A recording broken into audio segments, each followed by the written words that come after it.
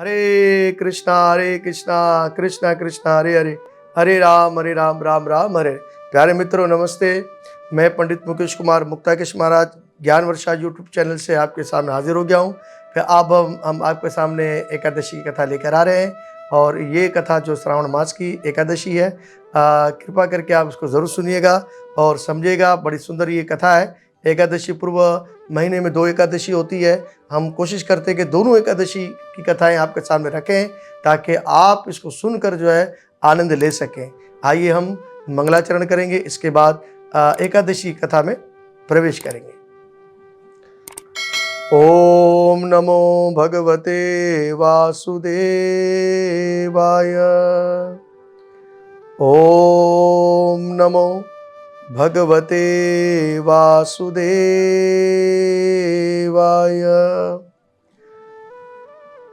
कृष्णाय वासुदेवाय देवकी नंदनाय च नंद गोप कुमाराय श्री गोविंदाय नमो नमः।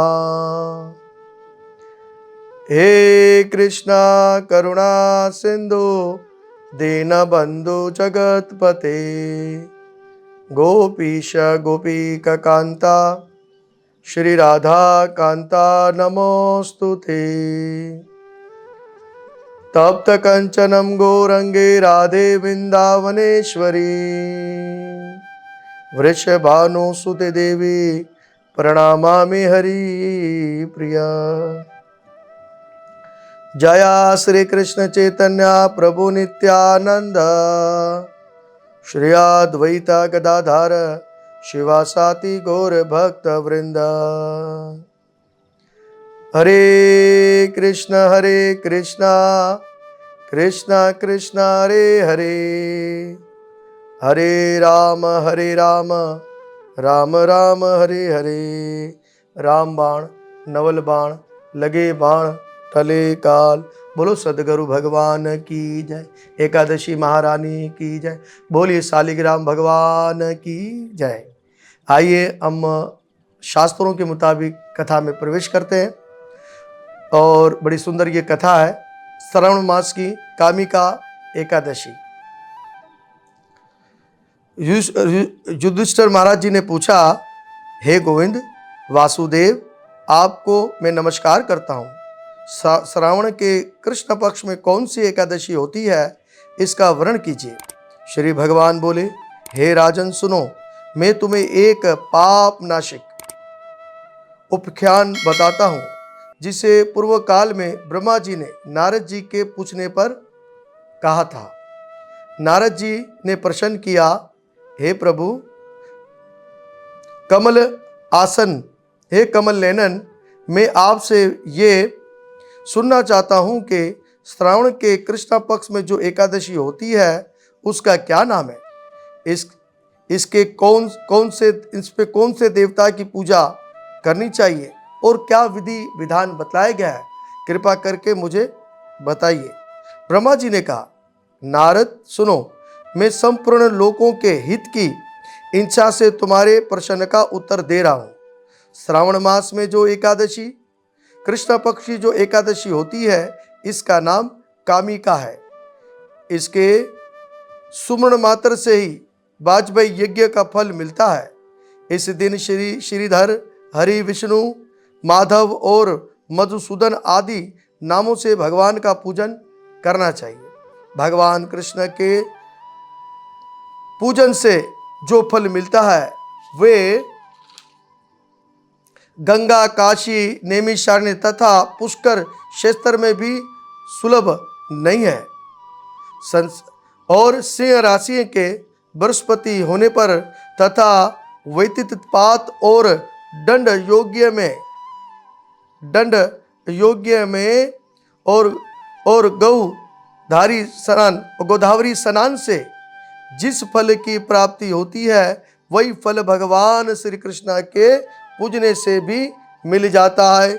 जो समुद्र और वनस्पतियों और पृथ्वी का दान करता है तथा जो कामिका एकादशी का व्रत करता है वे दोनों समान फल के भागी माने गए हैं।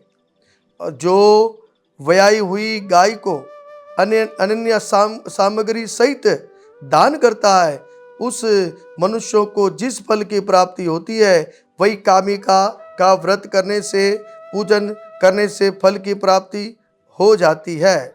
जो श्रेष्ठ श्रावण मास में भगवान श्री धर का पूजन करता है, उसके द्वारा गंधर्व और नागों सहित संपूर्ण देवताओं की पूजा हो जाती है। अतः पाप रूपी मनुष्यों को यथाशक्ति पूरा प्रयत्न करके कामिका के दिन श्री हरि का पूजन करना चाहिए। और जो पाप रूपी पंग से भरे हुए संसार समुद्र में डूब रहे हैं, और उनका उद्धार करने के लिए कामिका व्रत सबसे उत्तम व्रत है। यथा विधि पुराण पुरुषों को जिस फल की प्राप्ति होती है, उसे बहुत अधिक फल कामिका व्रत का सेवन करने वालों को मिलता है। और कामिका का व्रत करने वाला मनुष्य रात्रि में जागरण करके ना तो कभी भयंकर यमराज का दर्शन करता है और ना कभी दुर्गति को प्राप्त होता है। लाल मणि मोती द्रव्य और मूंगे आदि से पूजित होकर भी भगवान विष्णु जैसे संतोष नहीं होते, जैसे तुलसी दल से पूजित होने पर होते हैं।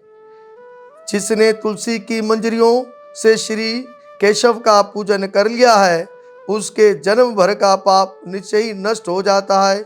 और जो दर्शन करने पर सारे पाप समुदाय का नाश कर देती है। सिर्फ तुलसी महारानी का आप दर्शन करते हैं, और उसका दर्शन करने से जितने भी आपके जो पाप होते हैं वो नष्ट हो जाते हैं।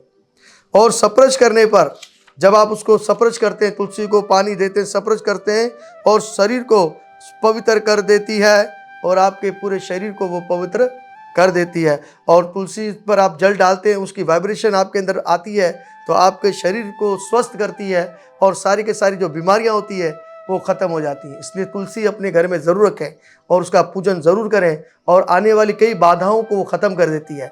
तो उसी प्रकार से बड़ी से बड़ी जो बीमारियां, जैसे कैंसर की बीमारी होती है, तो अगर आप 4 पत्ते निहार मुँह खाते हैं तुलसी के, तो आपको कैंसर जैसी बड़ी बीमारी से भी जो है आप बच सकते हैं। तो कितना पदार्थ, कितना इसके अंदर पौष्टिक बताई गई तुलसी महारानी पर। इसलिए अपने घर में तुलसी ज़रूर रखें।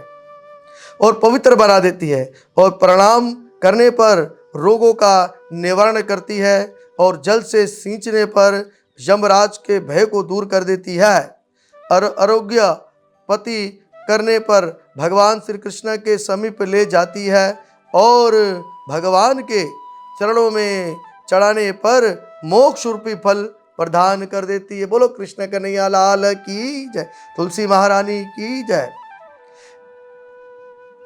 उस तुलसी देवी को नमस्कार है, जो मनुष्य एकादशी के दिन रात दीपदान करता है, उसके पुण्य की संख्या चतुर्गुप्त भी नहीं जानते। एकादशी के दिन भगवान कृष्ण के सम्मुख जिसका जो दीपक को जलाता है, उसके पितर स्वर्ग लोक में स्थित होकर अमृत पान से तृप्त हो जाते हैं और भगवान के परम धाम में चले जाते हैं। घी अथवा तिल के तेल से भगवान के सामने दीपक जलाकर मनुष्य देह त्याग के पश्चात करोड़ों दीपों से पूजित हो स्वर्ग लोक में चला जाता है।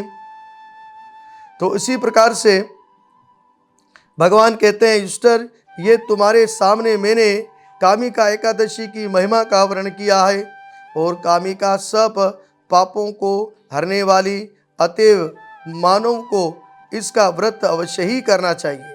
ये स्वर्गलोक तथा महान पुण्य प्रदान करने वाली एकादशी है। जो मनुष्य श्रद्धा के साथ इसका महत्व श्रवण करता है, वे सब पापों से मुक्त हो भगवान श्री विष्णु के परम धाम में चला जाता है। बोलिए कामिका एकादशी महारानी की जय, कृष्ण कन्हैया लाल की जय, तुलसी महारानी की जय, शालिग्राम भगवान की जय। तो उसी प्रकार से कामिका एकादशी का जो व्रत था, हमने आपके सामने रखा इस कथा को, और कृपा करके इसको ज़रूर आप देखिएगा, सुनिएगा, और हमारी आपसे ये प्रार्थना है कि आप इसको ज़्यादा से ज़्यादा शेयर करें, लाइक करें और सब्सक्राइब करना ना भूलिएगा। तो हमारा ये यूट्यूब चैनल है ज्ञान वर्षा, बड़ा सुंदर ये चैनल है जो नित्य धार्मिक जो है वो जो है जितनी भी जो हमारे त्यौहार होते हैं वो आपके सामने रखते हैं, और ये बड़ी मेहनत कर रहे हैं बच्चे, और उसकी पूरी टीम बड़ी मेहनत कर रही है। तो कृपा करके आप हमारे लिए भी प्रार्थना कीजिएगा, और हम ये आशा रखते हैं कि आप और आपका परिवार आनंदमय हो। ज़रूर अपना ख्याल रखें, अपने परिवार का ख्याल रखिए, और कोशिश करें कि सनातन धर्म के मुताबिक अपने जीवन को व्यतीत करें। अब अगली एकादशी में हमारी आपके साथ ज़रूर मुलाकात होगी। जब तक हम आपसे विदा चाहते हैं। जय श्री कृष्णा, जय गुरु नवल, हरे कृष्णा।